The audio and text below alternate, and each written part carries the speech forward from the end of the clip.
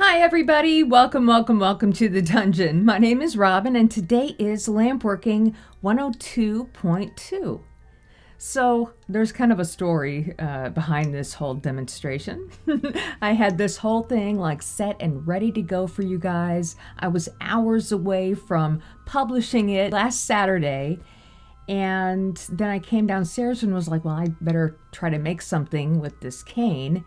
And as I started to put the cane in the flame, every single bit shattered everywhere. There was nothing left. So I kind of panicked, and that's why I wasn't around last week, because I had to make all this over again. I had wanted to use a dichroic glass, and it looked beautiful in the cane, but it just was not compatible overall. So I have made this one with a Goldstone Stringer, and these canes came out just as beautiful as the first one. So without further ado, let's get into this holiday set of cane. And on that note, I hope you're all doing safe and well out there. Thanks so much for joining me, and I'll see you next time in the dungeon.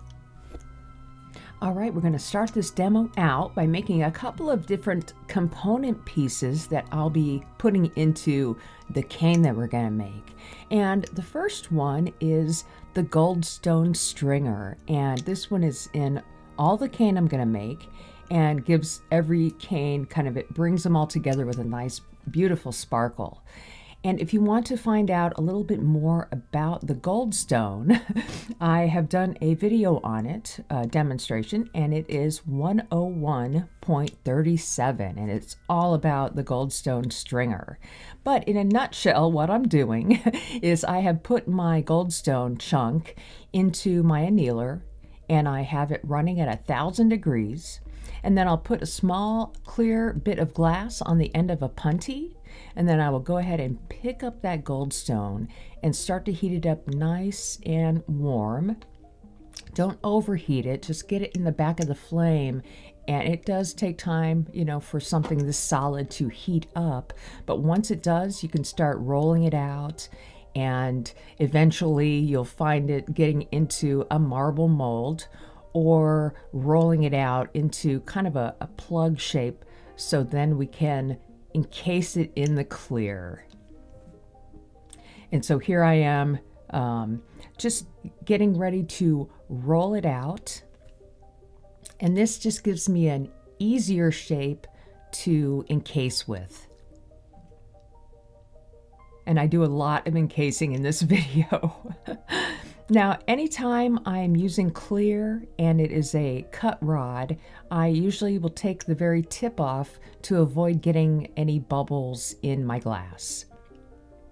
So I'm going to start to encase this bit of Goldstone all the way from the top down to the bottom, and I make sure that I just slightly overlap each stroke of clear.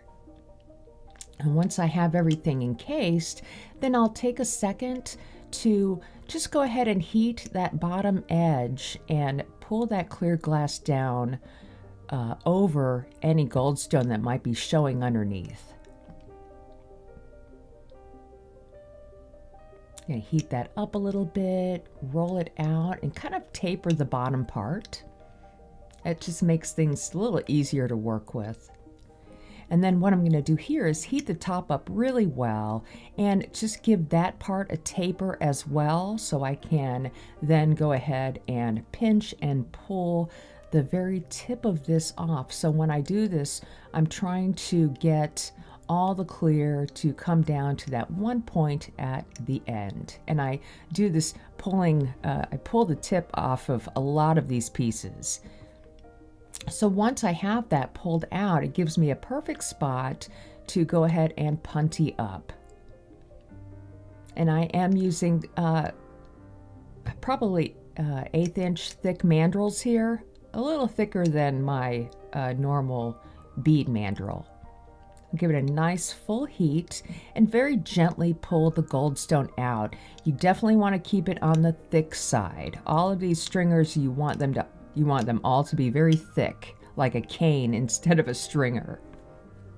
Okay, the next component, I'm just going to show you one of these veiled canes, but every veiled cane that I do has a colored core with a transparent outside, and that helps the color on the inside, helps the cane just to be a little bit more brighter, because after we pull this into our thick stringer, remember, you're going to pull all of these out again into your main cane.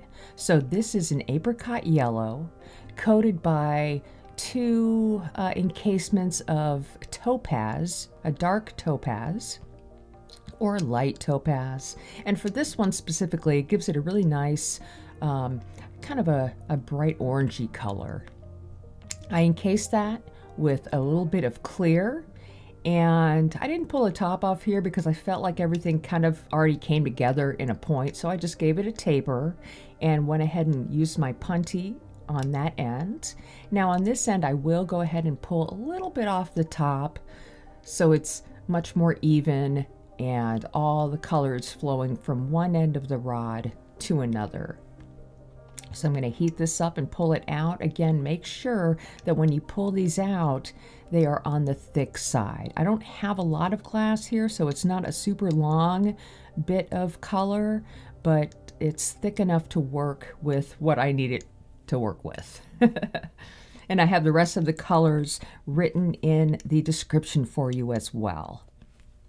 So we're going to finish that. Here are the canes that I'm going to use, except for the green one. It didn't make it in there for some reason.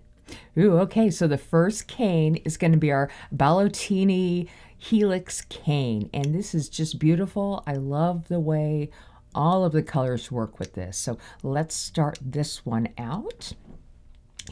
And what I'm going to do here is just begin with a really big amount of clear. Not huge, but a good ball of clear. And because we need to start from the very, very center, I'm going to flatten this down. So you'll see when I show the side, there's like a little shelf there. And that marks the very center part of the cane.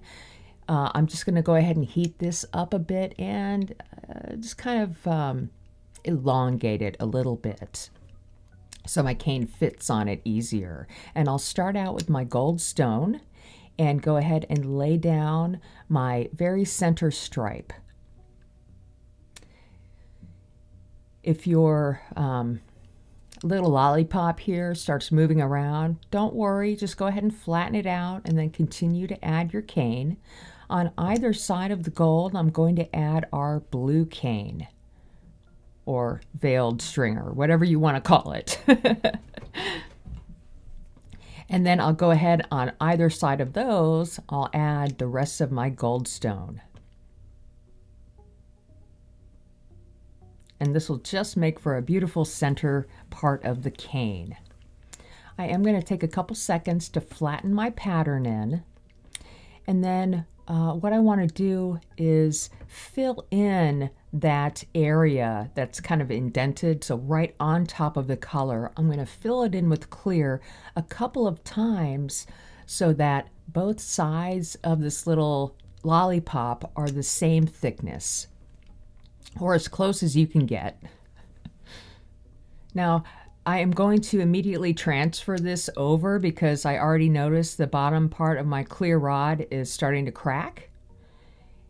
But before I do that, I want to pull those two edges together and make sure all those bits of cane are going to this very center point. Okay, so we need to transfer this over. And you know, you can use a glass punty if you would like, if you feel more comfortable, but I really like to use the metal punty. It really is helpful, and there's no more or less skill involved. It's just putting a metal punty where you would put a glass punty. I'm going to flatten that out and pull everything to kind of get the canes on this end going together, so then I can go ahead and start to pull that out into my point. And that gives me a really nice spot to punty up to. But before we do that, we got to make the whole rest of this cane. And what I'm going to do here is just begin to add as much clear as I can to make up for the width of the lollipop. So I'm adding clear to both sides, and I try to do it as evenly as possible.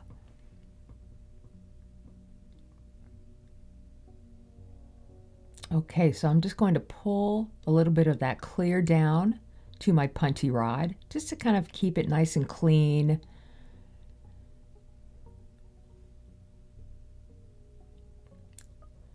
Roll it out a little bit. You'll notice that a lot of the things I do for all of these canes are very similar.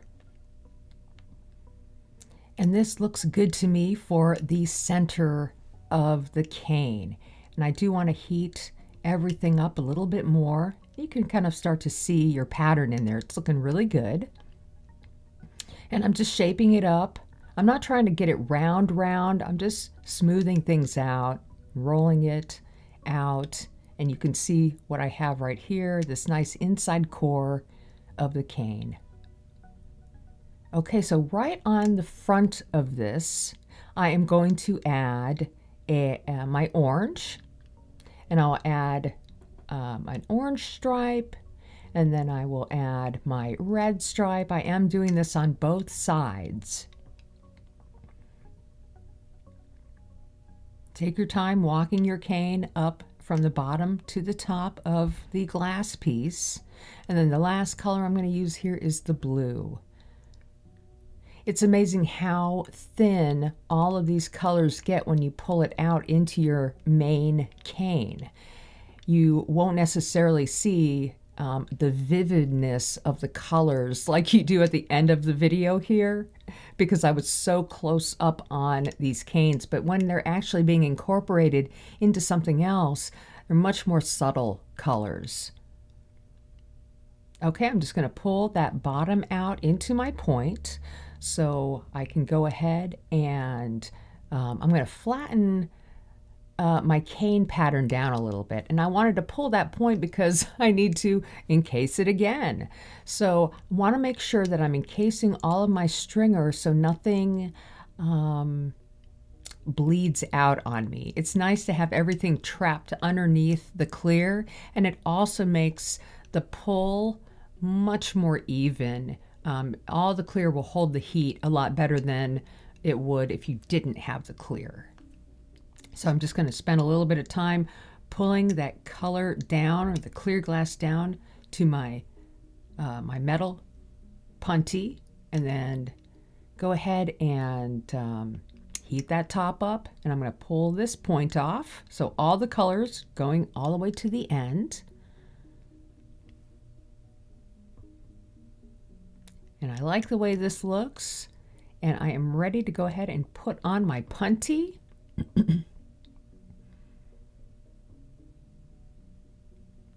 Now I'm definitely going to pull the other side off as well, and then heat that up, pull the other end off into your point. And now we have a really nice, both of our sides are really nice to go ahead and punty up. You don't necessarily have to pull the points, but it's going to be so much better if you do, because then all of your color will run from the very end of both punties when you go to stretch it out. So before I get into my pulling of the cane here, I will give it a preliminary twist. Just rolling it out here to get a more rounded shape, and I'll let the heat do the rest. But I will start to give it a slight twist, and that kind of helps the pattern kind of figure out what it needs to do. It just kind of helps it to get a really nice, tight, even twist all the way down the cane when you finally come out of the flame and pull and twist. You see how tight that twist is? And now I'm pulling and twisting, pulling and twisting, pulling and twisting very quickly. And you see how subtle everything looks here. You almost don't see all those colors. Oh, okay. Now for the cane number 2. This is threaded twisted cane. It's so beautiful. That bottom color next to the blue is some random color I picked up accidentally. It's supposed to be orange. Anyway, so to start this one out, and this is like probably the easiest one out of all of these. It doesn't make it any more simple, but it's just a lot easier to make this kind of cane because all this is just a lot of clear glass that's going to make up the center. All the colors on the outside. So you're just going to spend a lot of time heating up a nice big ball of clear. And if you have a marble mold, it's really comes in handy for shaping your preliminary cane ball, your preliminary shape.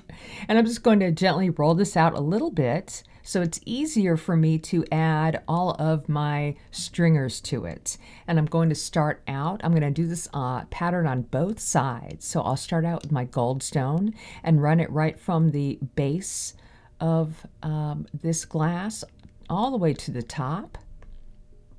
Of course, any colors that you use here are going to look great.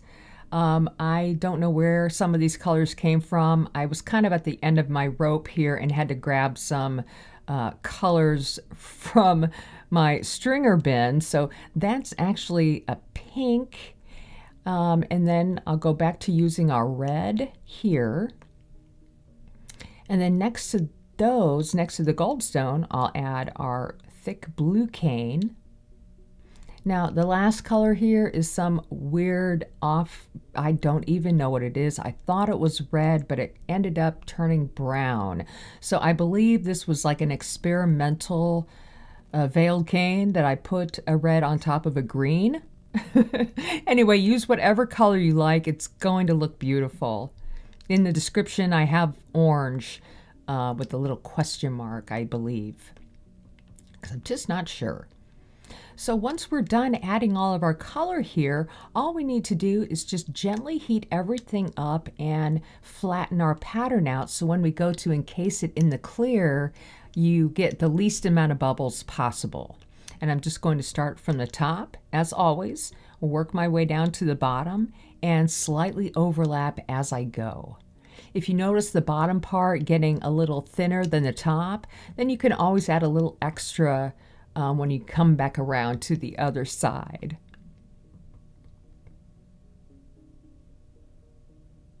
So I'm going to give the top part now a bit of heat so I can go ahead and pull the point off of the top. A little sloppy there, but I made it happen. And again, that always gives the best point to put your puntee on. So I'm going to go ahead and puntee this side up, and then I'll do exactly the same thing to the other side.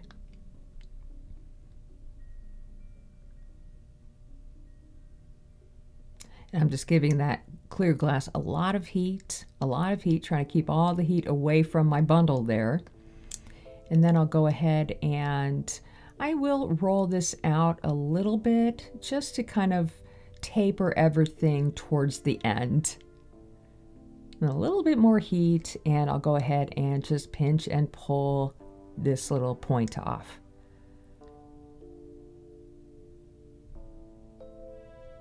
If you've never done, if you've never pulled points off of a bundle like this, it's really, don't be intimidated by it.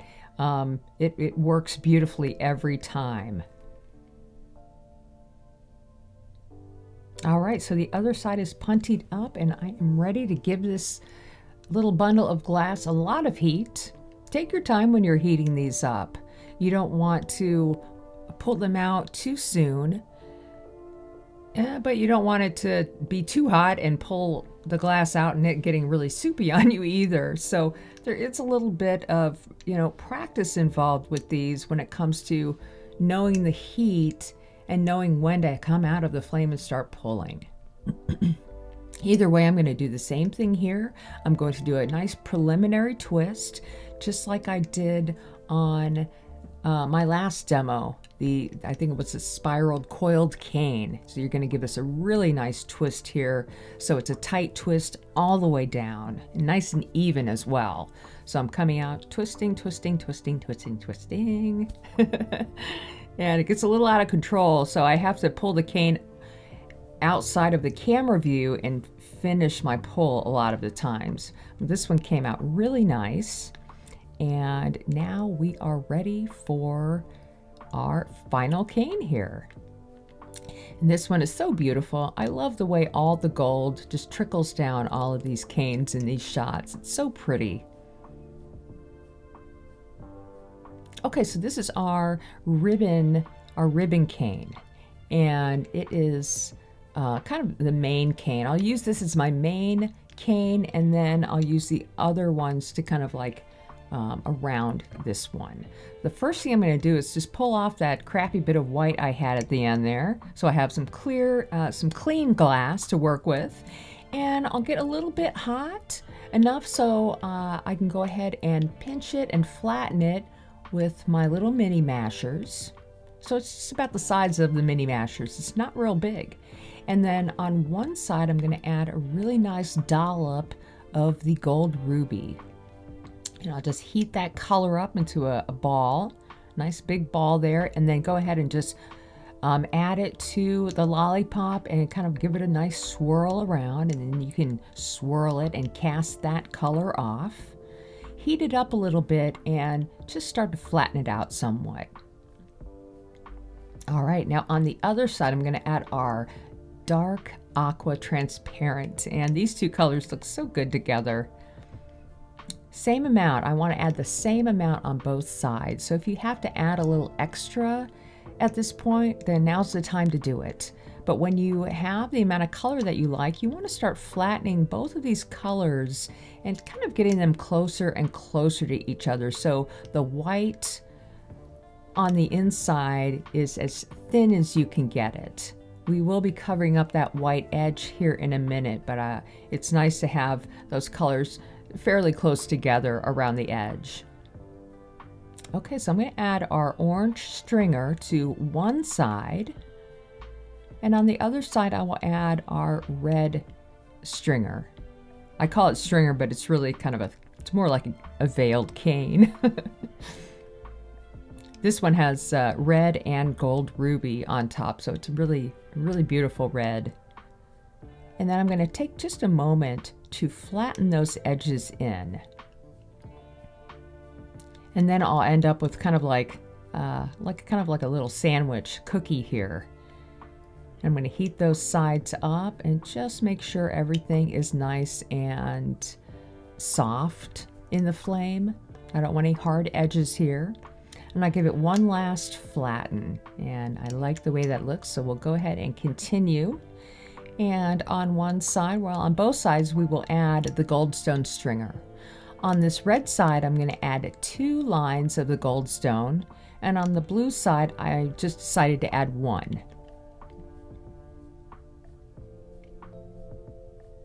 And when I'm adding these thick stringers, I do a slight wiggle in the flame, and it just makes it easier to draw down that color.